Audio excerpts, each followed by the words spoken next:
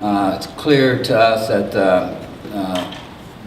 the bowl and the people of Boise are great, and we've certainly enjoyed our time here. I'm the kind of guy that believes you can show up at a bowl site, enjoy yourself, have some fun, and also win a game. So that's what our intent is.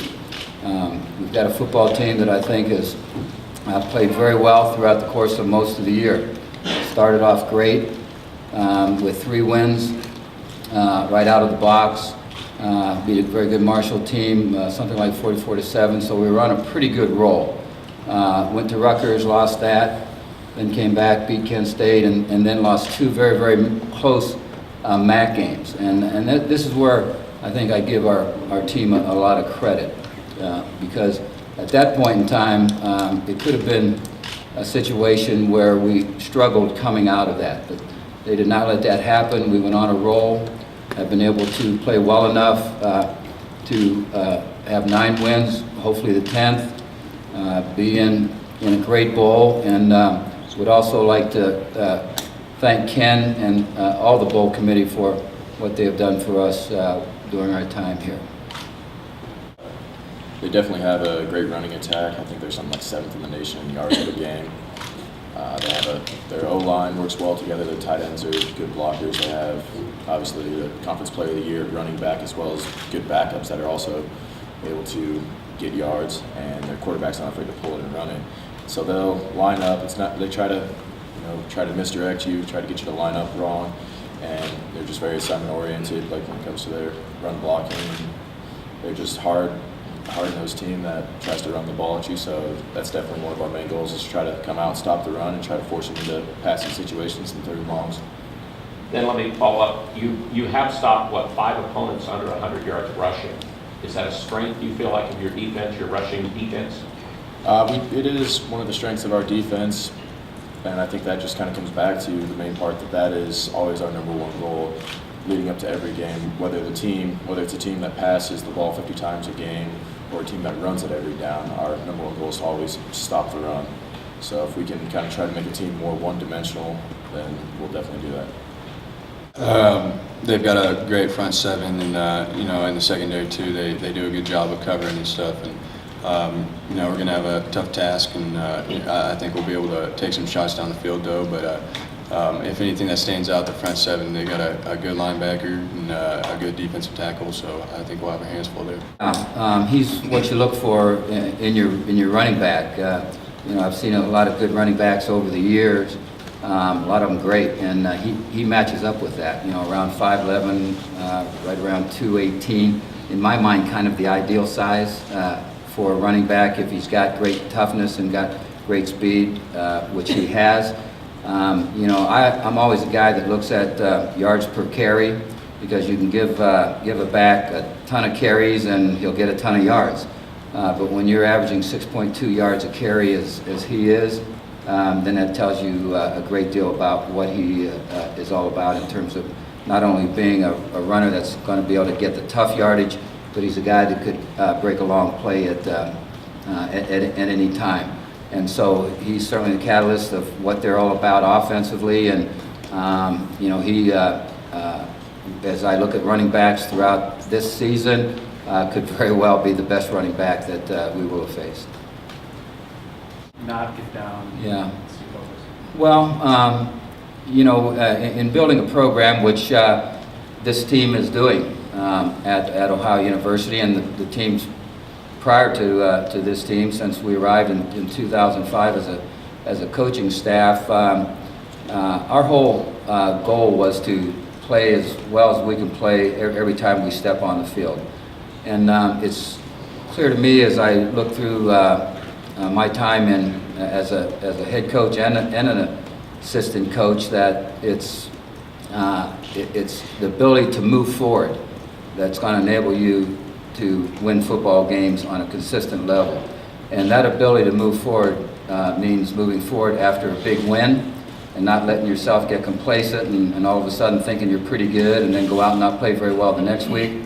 And it also means if you line up and you don't play very well, not getting down to the point where you cannot come back and play well the very next game. So our whole program is built around taking games one at a time, and when that game is over, moving on to the next. I think that just kind of goes to show we've got 7 captains on this team, which may seem like a lot, but we have a lot of good leaders on this team. And so I think it all comes back to kind of the leadership and letting the team morale not get down and low. Because we wanted to win, we wanted to be able to go to a conference championship game. At that point, when we already lost 2 conference games that early, it was already kind of looking down. But the team was able to rally back, and I think those senior leaders, just leadership in general, from wherever it may come from, that kind of helped spur that drive to take us to the conference championship game. Well, it's something that, in terms of a bowl victory, an Ohio football team has never been able to do. And we've not been involved in a lot of them. One prior to our staff getting there, I believe it was in 1968. Also, they had a 10-win season back in that time, and they have not been able to have a 10-win season since.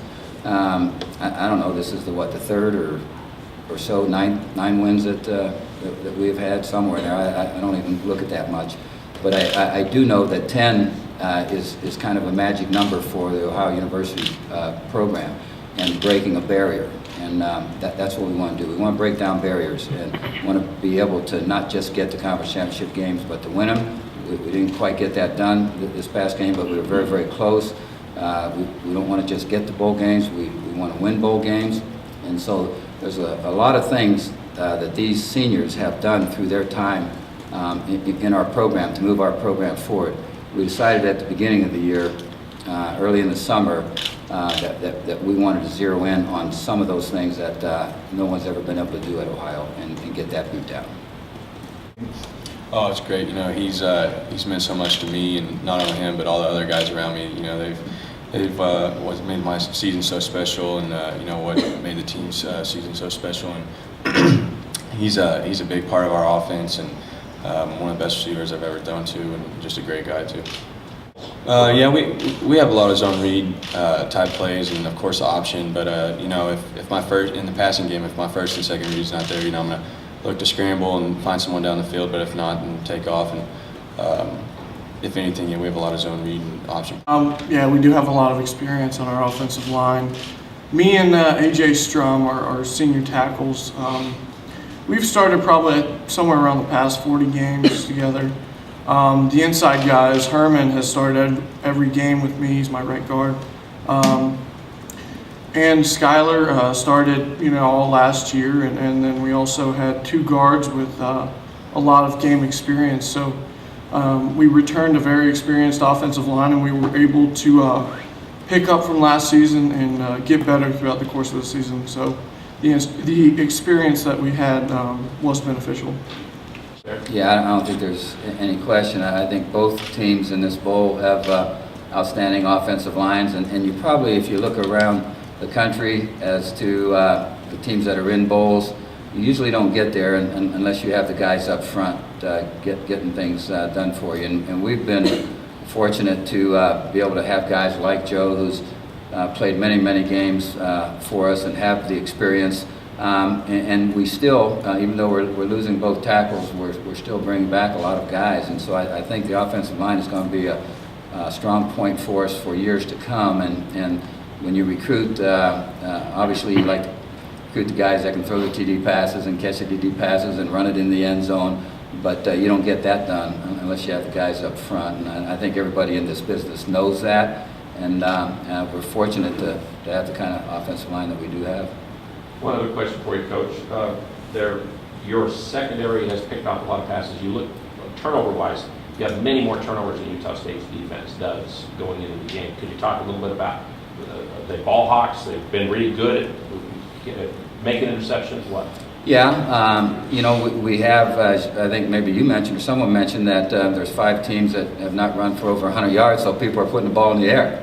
And when they put the ball in the air a lot, you're going to have obviously more opportunities to intercept it. In saying that, I think our defensive coaches do a great job in terms of mixing up coverages.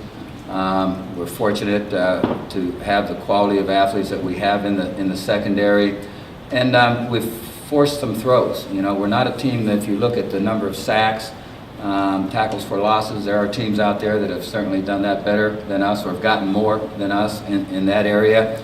But we get a lot of hurries and and a lot of hits after the ball's released. And when that happens, all of a sudden quarterbacks tend to put it up for grabs a little bit, and we have guys back there that can cover quite a bit of ground. So we've been fortunate in producing turnovers on that end of it. And this will be a big game in terms of turnover ratio. Bowl games are. You know, I look at bowl games kind of like the first game of the year. You may be more prone to turning the ball over a little bit more in your first game or two until you get into the rhythm of things.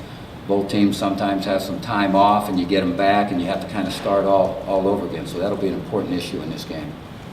Definitely something that our senior class has always had as a goal for a while. Ever since we came in here, we've always kind of talked about it. So just kind of be the first to kind of hopefully start a run, start a legacy, start a trend here at Ohio would be definitely a great thing to kind of be remembered for.